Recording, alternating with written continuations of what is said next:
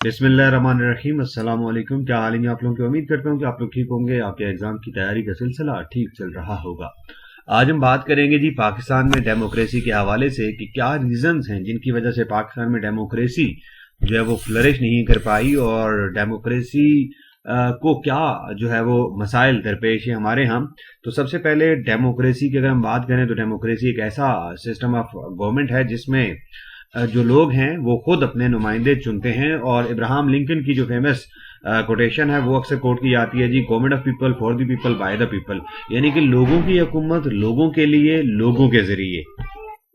इसको हम जो है वो डेमोक्रेसी कहते हैं। यानी कि government of people, government of people, for the people, by the people. ठीक है जी, बाय द पीपल, ये तीन चीजें होगी। बाय द पीपल, लोगों की हुकूमत लोगों के लिए, लोगों के जरिए। ठीक है जी, लोग लोगों पर हुकूमत करते हैं लोगों के हकूक के तहफ़्फ़ुज़ के लिए। और आजकल जो सबसे जो पॉपुलर फॉर्म ऑफ गवर्नमेंट है वो इस वक्त डेमोक्रेसी है दुनिया में। और डेमोक्रेसी के हवाले से ही जो है वो सारी चीजें हम आज डिस्कस करेंगे। और पाकिस्तान जो है वो वहाँ यहाँ डेमोक्रेसी क्यों नहीं कामयाब हो सकी, यहाँ पर अभी तक डेमोक्रेसी को इश्यूज क्यों हैं, इसकी हम बात करेंगे आज। तो पाकिस्तान जाहिर है जी, हम शुरू से बात करेंगे तो 14 अगस्त 1947 को पाकिस्तान बना।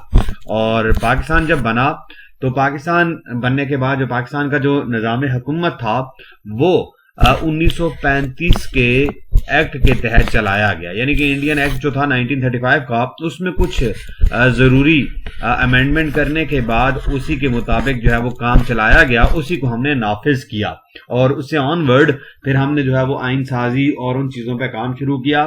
तो पाकिस्तान की अगर हम आइनी तारीख देखें तो 12 मार्च 1949 यानी कि 12 मार्च 1949 ये हमारी जो आईनी तारीख है उसमें एक संगे मील की हैसियत रखता है, क्योंकि 12 मार्च 1949 को आपकी जो ऑब्जेक्टिव रेजोल्यूशन है ये पास हुई थी। ठीक है जी, करारदादे मकासद, यानी कि किस तरीके से आपका आइन बनेगा, आइन के लिए जो आपकी चीजें हैं वो तय की गई कि आपका जो आइन बनेगा वो इस्लामी होगा या कौन सा आइन होगा, उसकी मेन खुसूसियात क्या होंगी, ये सारी चीजें वहां पर ऑब्जेक्टिव रेजोल्यूशन में डिस्कस की गई।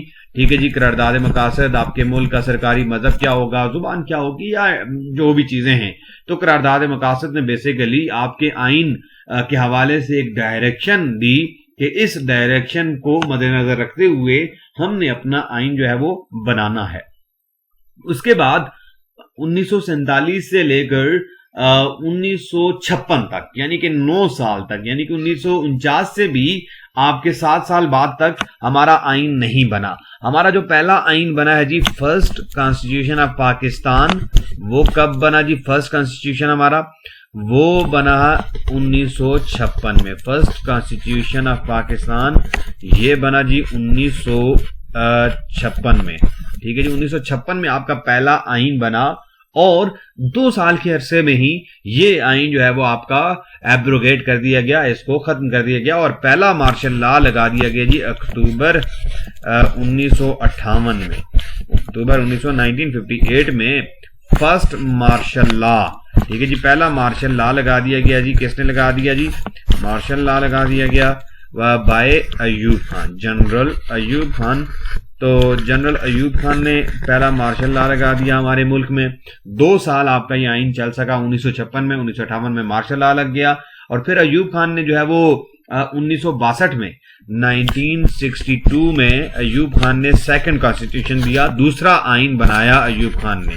और ये जो आइन था बस ये नॉमिनल सा था, सदारती निज़ाम हुकूमत इसमें तय किया गया और सारी जो पावर थी वो अयूब खान ने अपने पास रखी थी। तो ये कोई एक मुतफिका आइन नहीं था। और उसके बाद 1962 के बाद अगर हम बात करें तो 1965 में जो है वो अयूब खान ने इलेक्शन करवाए थे और ये जो सेकंड कॉन्स्टिट्यूशन था इसमें बीडी, बेसिक डेमोक्रेसी का जो कॉन्सेप्ट था वो इंट्रोड्यूस करवाया गया। और बेसिक डेमोक्रेसी में यह था कि बीडी मेंबर्स मुंतखब किए गए और उन बीडी मेंबर्स ने प्रेसिडेंट का इंतखाब करना था। तो 1965 में जो है वो इंतखाब हुआ, और 1965 में जो इंतखाब हुआ उसमें जो इंतखाबात हुए थे उनमें जनरल अयूब खान और उनके मुकाबले में मादर मिल्लत मोहतरमा फातिमा जिन्ना वो थी। तो इसमें जो कुछ हुआ था वो हिस्ट्री गवाह है, क्या कुछ हुआ था और फातिमा जिन्ना को किस तरह से हरा दिया गया और क्या मामलात हुए थे, हम उसकी डिटेल में नहीं जाते। बहरहाल जनरल अयूब खान ने दोबारा जो है वो पावर गेन कर ली, और फिर उसके बाद 1969 में जब अयूब खान अवामी दबाव पर उसको इख्तिदार छोड़ना पड़ा, तो जब 1969 में अयूब खान ने इख्तिदार छोड़ा तो किसको पावर दे दी जी? अगेन बजाय इसके कि वो कोई सिविल हुकूमत होती, कोई सिविलियन जो गवर्नमेंट बनती, याया खान को जो है उन्होंने इख्तिदार दे दिया गया, और याया खान ने फिर मार्शल लॉ लगा दिया। तो यानी कि एक बार फिर आपकी जो आर्मी थी वही इख्तिदार के ऐवानों पर काबिज हो गई। 1958 से लेकर 1969 तक। 1969 के बाद जब 1970 में पहले इंतखाबात करवाए गए, मुल्क में जो पहले आम इंतखाबात थे, फर्स्ट एडल्ट फ्रेंचाइज इलेक्शन, तो ये आपके हुए जी कब?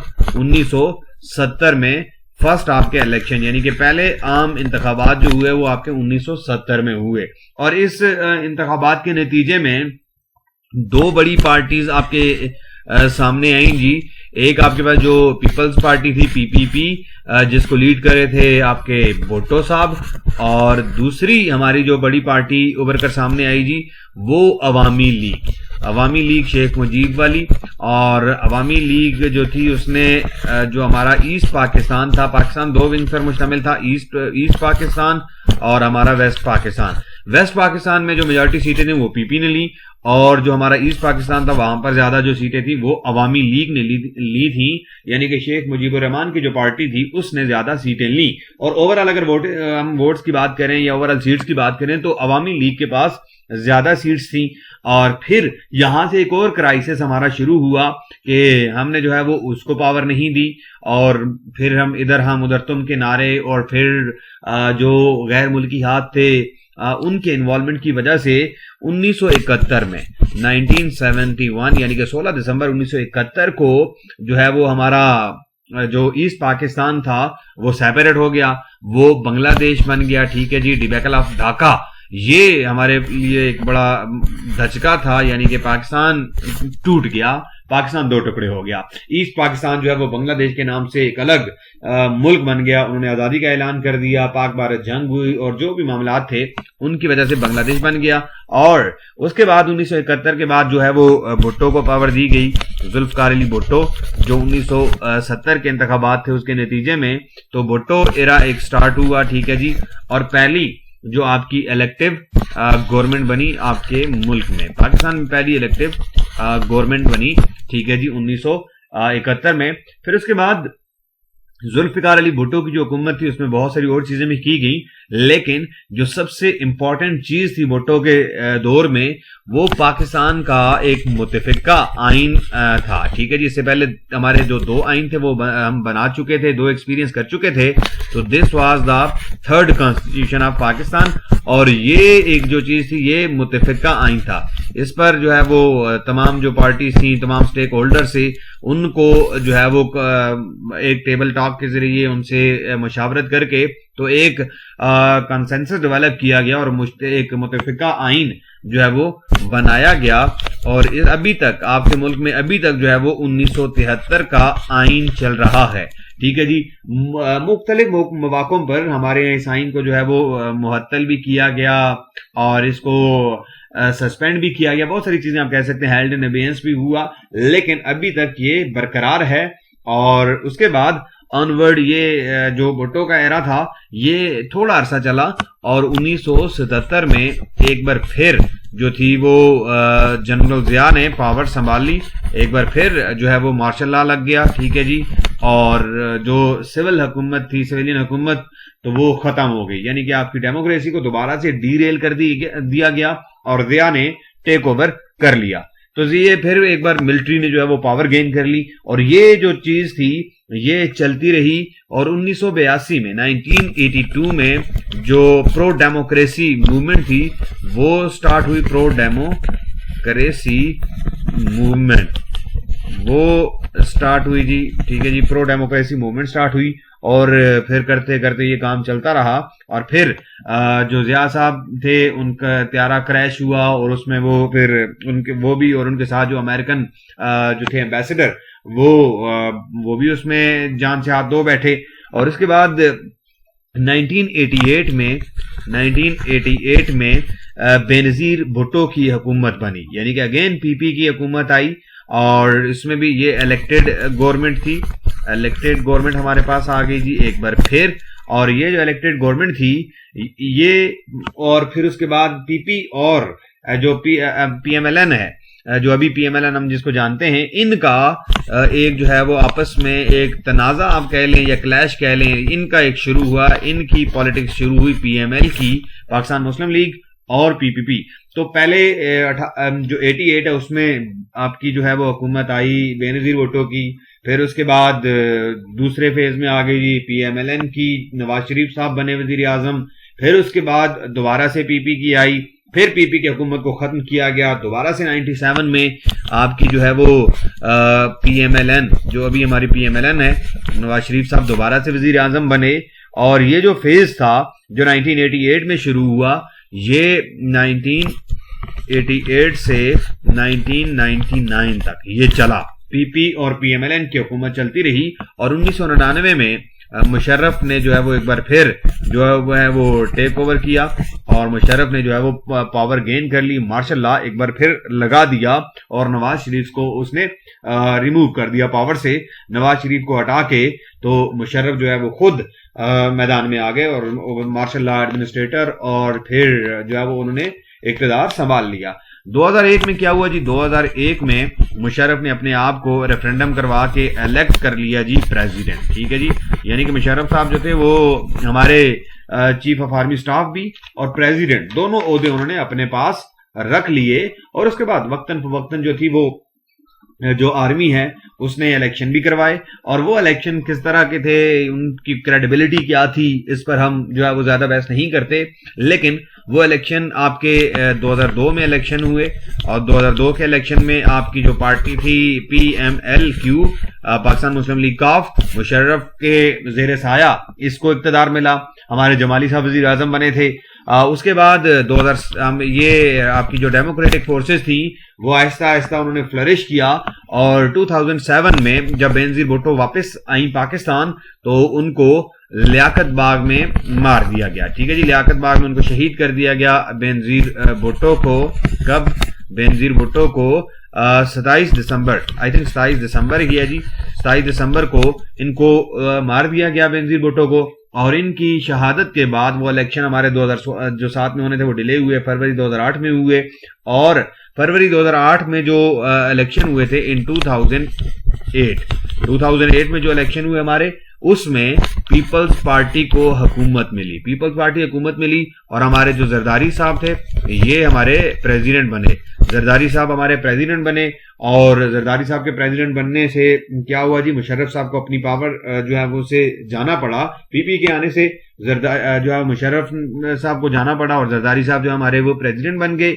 और फिर उसके बाद जो इंपॉर्टेंट किस्म की चीजें थी वो ये थी कि 2010 में हमारी 18th अमेंडमेंट जो है वो पेश की गई, और ये आपने ध्यान में रखना है कि 18th अमेंडमेंट जो है वो हमारी लार्जेस्ट अमेंडमेंट है हमारे आइन की, हमारे कॉन्स्टिट्यूशन की। और फिर उसके बाद 2010 में ये जो हमारी 18वीं तरमीम पेश की गई, इसमें बहुत सारी अहम चीजें हैं। 18 जो अमेंडमेंट है इसके हवाले से मैंने एक लेक्चर अपलोड किया हुआ है, वो आप देख सकते हैं, उसमें इसकी पूरी डिटेल जो है वो मौजूद है। उसके बाद 2013 के हमारे इलेक्शन हुए, और 2013 के हमारे जो इलेक्शन है उसके नतीजे में हमारी नून लीग यानी कि PMLN को इक़्तिदार मिला, और ये हुकूमत हमारी जो है वो 2013 से 2018 तक जो है वो कायम रही। 2018 में हमारे नए इलेक्शन हुए और 2018 में PTI की हुकूमत आई थी। 2018 में जो PTI की हुकूमत आई थी वो अभी तक चल रही है, यानी कि 2023 तक ये हुकूमत चलेगी, और 2023 में हमारे जो है वो नए इलेक्शन मुतवक्के हैं जी। 2023 में 2018 में जो हुकूमत बनी थी उसमें जो है वो 2013 में नवाज शरीफ साहब उसमें वजीर आजम बने थे तीसरी बार, और फिर ये उसके बाद जो पनामा पेपर्स आए थे, उसके बाद इन्वेस्टिगेशंस और अदालती फैसले की वजह से उनको हटा दिया गया था। उनके बाद जो है वो शाहिद खकान अब्बासी साहब जो है वो वज़ीर आज़म बने हैं और उसके बाद अब इमरान खान साहब जो है वो हमारे प्राइम मिनिस्टर हैं। अब हम इसमें बात करेंगे कि कंटिन्यूसली हमारी जो डेमोक्रेसी है वो फेल होती रही है और डीरेल होती रही है, तो उसकी क्या रीजंस हैं, उसके पीछे क्या क्या मामलात हैं।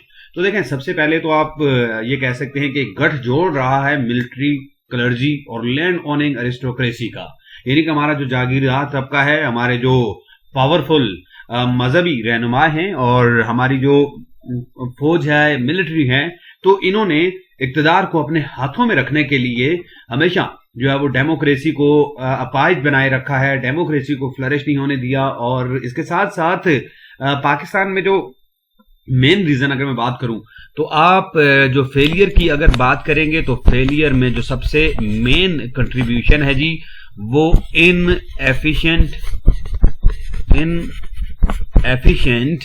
और एंड इनकैपेबल पॉलिटिशियन कि जो पॉलिटिशियन हमारे गुजरे हैं तो वो कैपेबल नहीं थे, वो इनएफिशिएंट थे और उनकी इस इनएफिशिएंसी का, इनकैपेबिलिटी का फायदा किसने उठाया जी? फायदा मिलिट्री और सिविल ब्यूरोक्रेसी ने उठाया है। पावरफुल ब्यूरोक्रेसी, हमारी जो ब्यूरोक्रेसी है वो हमेशा से पावरफुल रही है, चाहे वो सिविल हो या वो मिलिट्री हो।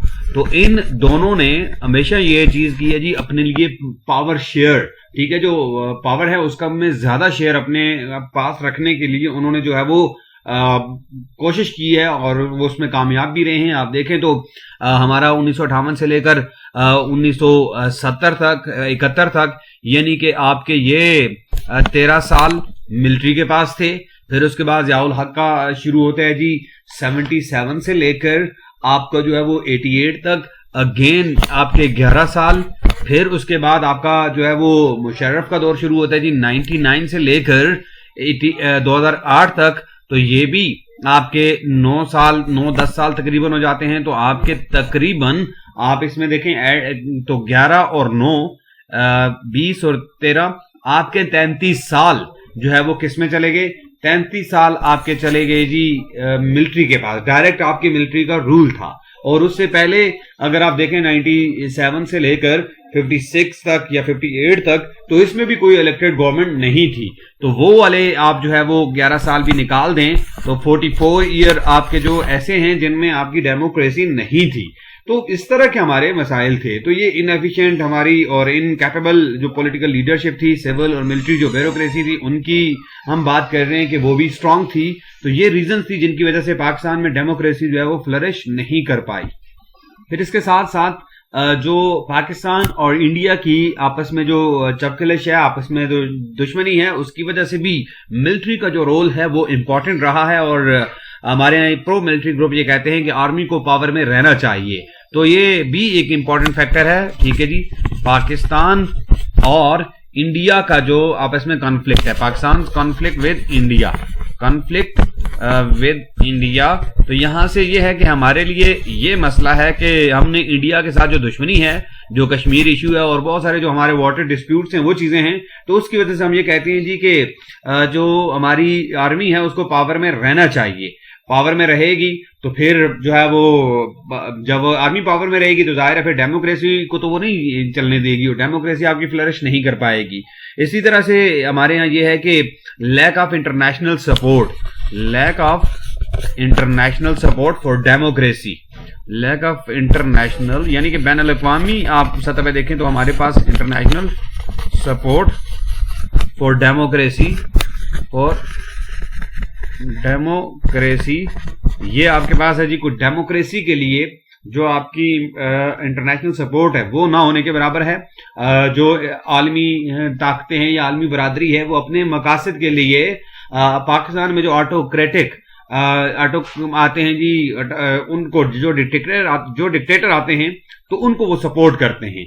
और ये रीजन है, इसकी वजह से हमारे यहाँ जो डेमोक्रेसी जो है वो हमेशा से डीरेल होती रही है। और इसमें और भी बहुत सारे इश्यूज हैं, इंटरनल इश्यूज हैं, एक्सटर्नल इश्यूज हैं, जुडिशरी का मामला है जी, नजरिया जरूरत है, लोगों में अवेयरनेस नहीं है, इलिटरेसी है, जो सिविलियन इंस्टीट्यूशंस हैं हमारे वो वीक हैं, लोकल गवर्नमेंट का सिस्टम ना होने के बराबर है, और इस तरह की जो चीजें हैं वो भी इसके अंदर जो है वो इन्वॉल्व हैं।